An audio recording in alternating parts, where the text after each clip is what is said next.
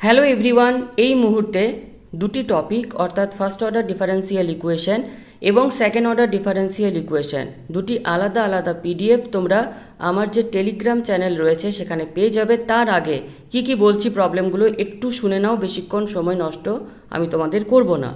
প্রথম যে প্রবলেম, একটা নর্মাল ইকুয়েশন দেওয়া রয়েছে, তাদের বলা হচ্ছে ডিফারেন্সিয়াল ইকুয়েশন বের করো। তো একটা নর্মাল ইকুয়েশনে যতগুলো কনস্ট্যান্ট থাকবে, যেমন এখানে রয়েছে এ আর বি, তো দুবার ডেরিভেটিভ মিনিমাম তোমরা করবে। যতগুলো কনস্ট্যান্ট থাকবে তবার ডেরিভেটিভ করবে। তো যেই আমরা দুবার ডেরিভেটিভ করলাম, দেখলাম যে এ আর বি অটোমেটিক্যালি চলে এলো। তো এইভাবে যে কোনো নর্মাল ইকুয়েশনের ডিফারেন্সিয়াল ইকুয়েশন তৈরি করতে হয়। সেকেন্ড যে প্রবলেম, একটা ডিফারেন্সিয়াল ইকুয়েশন রয়েছে, বলা হয়েছে তার অর্ডার ডিগ্রি কত। তো ডিফারেন্সিয়াল ইকুয়েশনটা রয়েছে এখানে d2y/dx2 = 1 + dy/dx তার whole square whole to the power 2/3। যাই হোক, সলিউশনের প্রথম লাইনে একটু 2/3 হতো, একটু ঠিক করে নিও। তো যেহেতু ফ্র্যাকশনটা রয়েছে এখানে 3, তাহলে দুদিকেই আমাদের 3 দিয়ে গুণ করতে হবে। তাহলে d2y/dx2 যদি আমরা 3 দিয়ে গুণ করি তাহলে এটা হয়ে যাচ্ছে হোল কিউব, আর রাইট হ্যান্ড সাইডে থাকছে 1 + dy/dx তার হোল স্কোয়ার। অর্ডার বলতে বোঝায় যে একটা ডিফারেন্সিয়াল ইকুয়েশনে লেফট হ্যান্ড হোক বা রাইট হ্যান্ড হোক ম্যাক্সিমাম কবার ডেরিভেটিভ করা আছে। দুবার ডেরিভেটিভ করা আছে, তাহলে অর্ডার হচ্ছে 2।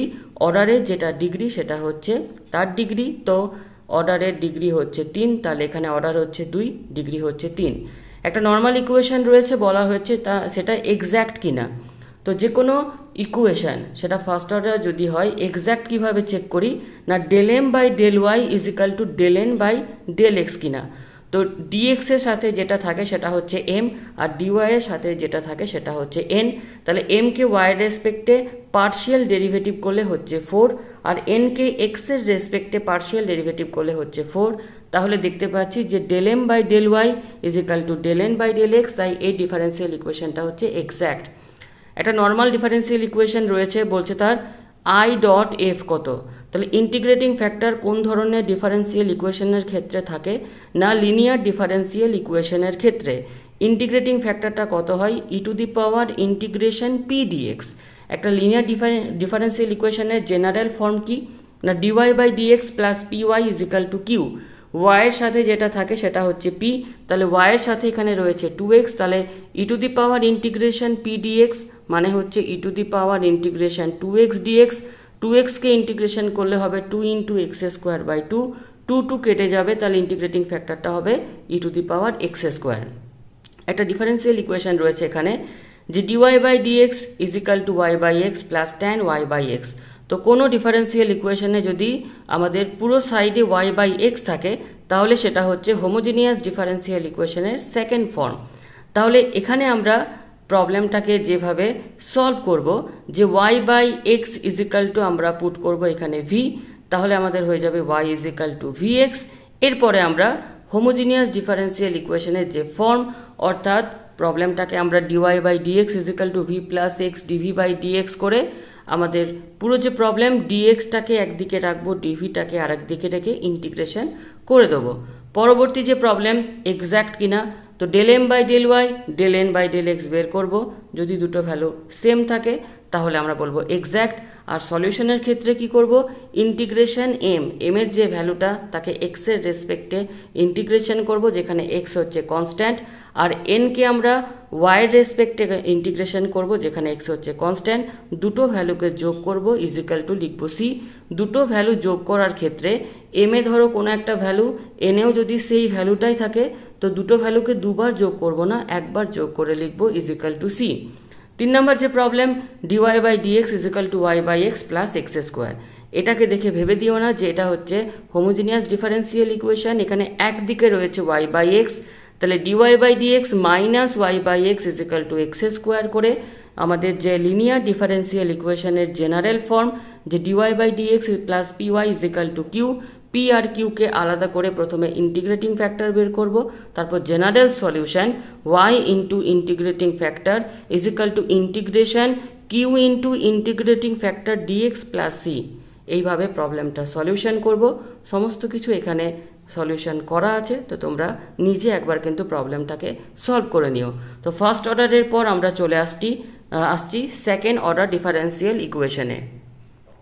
সেকেন্ড অর্ডার ডিফারেন্সিয়াল ইকুয়েশনের প্রথম যে প্রবলেম সেটা হচ্ছে কমপ্লিমেন্টারি ফাংশন এখানে বের করতে হবে। তো যে কোনো সেকেন্ড অর্ডার ডিফারেন্সিয়াল ইকুয়েশনের লেফট হ্যান্ড সাইডের সলিউশনের নাম হচ্ছে কমপ্লিমেন্টারি ফাংশন আর রাইট হ্যান্ড সাইডের সলিউশনের নাম হচ্ছে পার্টিকুলার ইন্টিগ্রাল। তো অক্সিলারি ইকুয়েশন যেভাবে আমরা বের করি যে d2y বাই dx2 জায়গায় পুট করি আমরা m square, dy by dx এর জায়গায় পুট করি m আর y এর জায়গায় পুট করি আমরা 1 ইজিক্যাল টু করে নিই 0। তাহলে এখানে অক্সিলারি ইকুয়েশন যেটা আসছে যে m square minus 2m plus 1 equal to 0, এটা হচ্ছে একটা m এর কোয়াড্রেটিক ইকুয়েশন। m এর আমরা দুটো ভ্যালু পাবো। তো m square minus 2m plus 1কে আমরা লিখতে পারি m মাইনাস 1 তার হোল স্কোয়ার ইজিক্যাল টু 0। এখান থেকে m এর আমরা দুটো ভ্যালু পাচ্ছি 1,1 এবং কমপ্লিমেন্টারি ফাংশনে দুটো ভ্যালু যদি সেম হয়ে যায় সেক্ষেত্রে তাদের কমপ্লিমেন্টারি ফাংশন হয় c1 plus c2x into E to the power x। পরবর্তী যে প্রবলেম সেটা হচ্ছে আমাদের পিআই বের করতে হবে এখানে। তো 1 by 1 plus 2d into 3x। তো কিভাবে এর আমরা পিআই বের করব, কনস্ট্যান্টটাকে প্রথমে লিখলাম into 1 by 1 plus 2d into x। এবার আমরা যেটা করব 3 ইন্টু 1 বাই 1 প্লাস 2dটাকে যদি আমরা উপরে তুলি তাহলে সেটা হয়ে যাচ্ছে আমাদের 1 plus 2d whole to the power minus 1 into x। এটাকে যদি আমরা ভাঙি তাহলে আমাদের হবে 3 into 1 minus 2d plus 4d square dot dot dot into x। তাহলে 3 ইন্টু 1 ইন্টু x করলে হবে x minus 2 into d into x, মানে হচ্ছে xকে একবার ডেরিভেটিভ করব তাহলে হয়ে যাবে 1। আর d এর পাওয়ার বেশি ভেরিয়েবলের পাওয়ার কম হলে তার ভ্যালুটা হয় 0। তাহলে এক্ষেত্রে আমাদের অ্যান্সার যেটা হচ্ছে যে 3 ইন্টু এক্স মাইনাস 2। একই রকমভাবে আমাদের পরবর্তী যে পার্টিকুলার ইন্টিগ্রালের প্রবলেম সেখানে আমাদের যে সাইন এক্স বা কস এ এক্স থাকলে ডি স্কোয়ারের জায়গায় পুট করতে হয় মাইনাস এ স্কোয়ার। তো যখনই আমরা মাইনাস এ স্কোয়ার পুট করলাম আমাদের এখানে যে ভ্যালুটা দেখতে পাচ্ছি আমরা যেখানে 12 আর মাইনাস 12 কেটে যাচ্ছে, পড়ে থাকছে 1 by D into cos 2x। তাহলে ডি ইন্টু ফাংশন মানে একবার ডেরিভেটিভ করা আর 1 বাই ডি ইন্টু কোনো ফাংশন মানে ফাংশনটাকে একবার ইন্টিগ্রেশন করা। এর পরবর্তী যে প্রবলেম পার্টিকুলার ইন্টিগ্রাল বের করতে হচ্ছে এখানে 1 by d square minus 4 into sine 2x। একই রকমভাবে সাইন এ এক্স ডি স্কোয়ারের জায়গায় বসে মাইনাস এ স্কোয়ার, এ যেহেতু 2 তাহলে ডি স্কোয়ারের জায়গায় বসছে মাইনাস 4, তাহলে -4 হচ্ছে -8 সাইন 2x। পরবর্তী ক্ষেত্রে যে প্রবলেম পিআই বের করা, তাহলে এখানে ই টু দি পাওয়ার যদি এ এক্স থাকে পার্টিকুলার ইন্টিগ্রালের রুলে আমরা দেখেছি যে ডি এর জায়গায় বসে যায় এ। তাহলে এখানে ডি এর জায়গায় এ এর ভ্যালু যদি আমরা পুট করি তাহলে অ্যান্সার পাচ্ছি ই to the power 3x by 2। এরপরে যে 5 বা 6 নম্বরের সেকেন্ড অর্ডার ডিফারেন্সিয়াল ইকুয়েশনের প্রবলেম এটা হচ্ছে পার্টিকুলার ইন্টিগ্রালের রুল নাম্বার 4 যে আমাদের যেহেতু এটা সলভ করতে বলেছে প্রথমে আমরা লেফট হ্যান্ড সাইডের সলিউশন বের করেছি কমপ্লিমেন্টারি ফাংশনে দুটো ভ্যালু সেম হলে যে ফর্মুলাটা হয় সেটা এখানে অ্যাপ্লাই হয়েছে।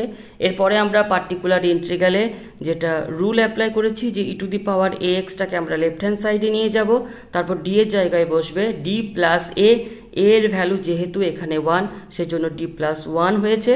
তারপর আমাদের ক্যান্সেলেশন করে যেটা হয়েছে e to the power x into 1 by d square into x square. এবার 1 বাই ডি স্কোয়ার মানে হচ্ছে এক্স স্কোয়ারকে দুবার ইন্টিগ্রেশন করতে হবে, একবার ইন্টিগ্রেশন করলে হবে এক্স কিউব বাই 3, আর একবার ইন্টিগ্রেশন করলে হবে x cube x to the power 4 by 4, আগে আছে 3, সেই জন্য ফাইনাল অ্যান্সার এখানে হয়েছে e to the power x into x to the power 4 by 12।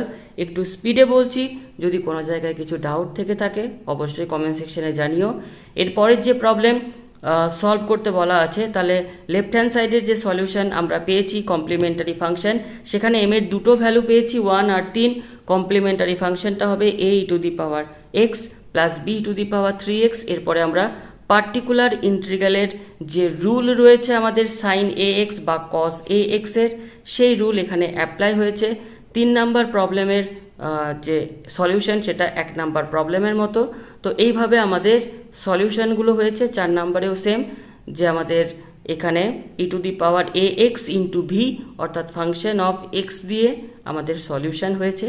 তো এইভাবে তোমরা আজকের যে আমাদের প্রবলেম তার সলিউশন সমস্ত কিছু চেক করে নিও। 5 নাম্বার প্রবলেমটা হচ্ছে আমাদের যে ভেরিয়েবল থাকলে তার আমরা কিভাবে পার্টিকুলার ইন্টিগ্রাল বের করব। তো যে রুল সেটা আমরা সমস্ত কিছু সলভ করে দেখিয়ে দিয়েছি। কোনো জায়গায় যদি কিছু ডাউট থাকে অবশ্যই তোমরা আমাকে কমেন্ট সেকশনে জানিও।